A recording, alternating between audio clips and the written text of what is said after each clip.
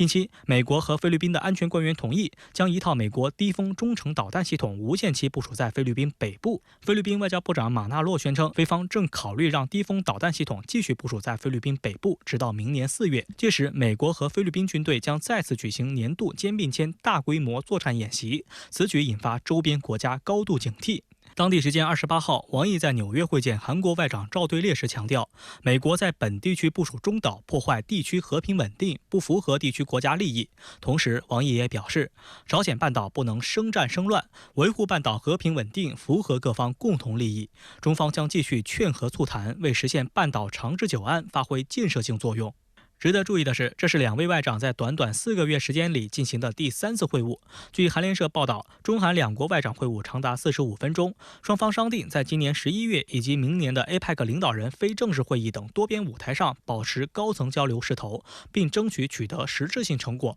王毅表示，中方愿支持韩国办好明年亚太经合组织领导人非正式会议，推动区域经济一体化进程。赵对烈高度评价今年以来两国保持密切高层交往，并祝贺中华人民共和国成立75周年。赵对烈说，愿同中国加强经贸合作，共同促进区域经济融合。韩方高度关注半岛局势，期待同中方保持战略沟通。现任的日本自民党总裁石破茂最快将于下周2接替现任首相岸田文雄，成为日本第102任首相。那么石破茂的内阁人选都包含哪些人？他在阁僚选择方面都有哪些考量？石破茂还在一家美国智库官网发文，宣称要增强日本在美日同盟中的话语权。那美国能答应吗？来看报道。日本自民党新任总裁石破茂在29号的电视辩论节目中宣布，将着手调整众议院解散的日程，不排除在10月举行的可能性。解散重选呢，实际上是首相在日本呢被认为是首相的专属权利，首相呢可以在任何时候就是解散众议院进行重选。那么对于首相或者说对于执政党来说的话呢，肯定会选择一个对自己来说是最佳的一个时刻进行这样的一次选举。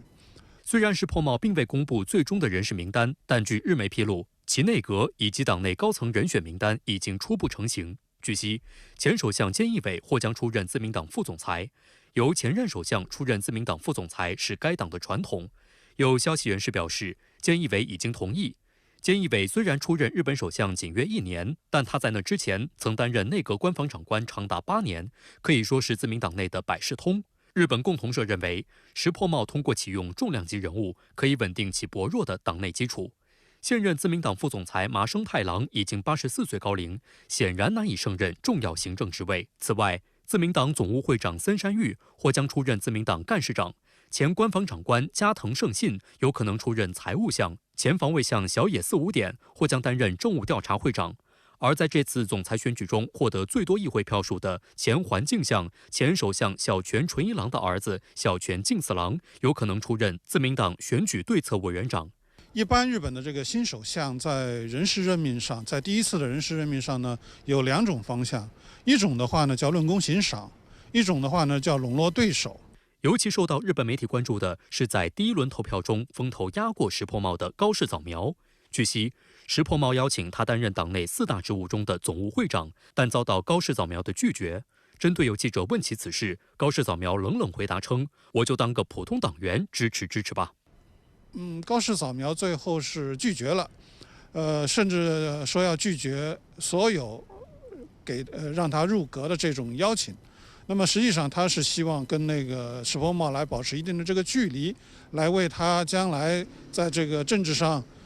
追求更多的这个自由度来做一个铺垫。据悉，现任官房长官林芳正将被留任。石破茂表示，留任林芳正可以确保岸田政府的外交政策和安保政策得以延续，而日本外相则可能由较为鹰派的岩屋义担任。现年67岁的岩屋义曾属于麻生派，在安倍晋三执政期间有出任防卫大臣的经验，但其任期不足1年。岩屋义与现任首相岸田文雄关系密切，是石破茂的亲密好友。在本届党总裁选举中，他曾担任石破茂的竞选总部长。值得注意的是，岩屋义还曾负责2018年底的防卫大纲和中期防卫力量整备计划的修改。岩屋义还赞成修改日本宪法第9条和平条款，并且宣称赞成对中国采取更强硬的立场。因为岩屋义实际上是他这次竞选的等于是一个操盘者，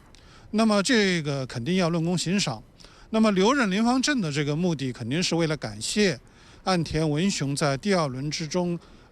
带领岸田派对他的一个支持，这也是一种论功行赏。石破茂的经济政策备受关注，他在当选后的演说中也第一时间做出表态，称将推动工资增长。他表示，过去20年来，日本 GDP 几乎保持不变，虽然股价有所上涨，储蓄资金增加，但实际上工人工资并未增长，资本投资的积极性也并未被激发。物価上昇を上回る賃金上昇、このことを実現するために、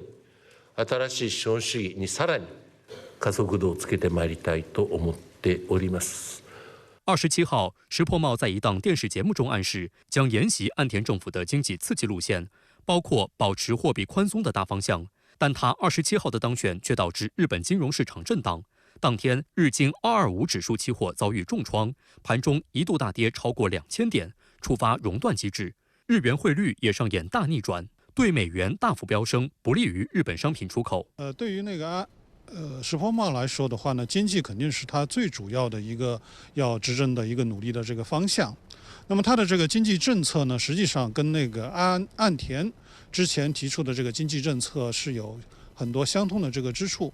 他跟安倍不同的一点是，他更注重分配。在其外交政策方面，据日本产经新闻报道，石破茂表示出应该修订日美安全保障条约，改正日美同盟非对称性的想法，目的是将日美同盟关系提升至与美英同盟相当的对等同盟关系。石破茂还提出，应该让日本自卫队驻扎在美军驻扎的关岛基地。美国智库机构哈德逊研究所网站27号刊登石破茂的文章，其中宣称要以创建亚洲版北约为前提，探讨向包括日本在内的成员国引入美国的核武器。石破茂在竞选时曾表示，应该建立一种机制，让日本作为盟国能够参与美国使用核武器时的决策过程。